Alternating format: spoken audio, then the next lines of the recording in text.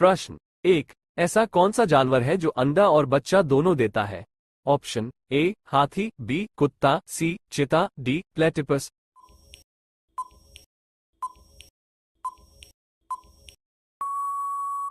अगर आप सच्चे देशभक्त हैं और तिरंगे से प्यार करते हैं तो तिरंगे के लिए एक लाइक करें, और अगर आप मेरे चैनल पर पहली बार आए हैं तो चैनल को सब्सक्राइब जरूर करें।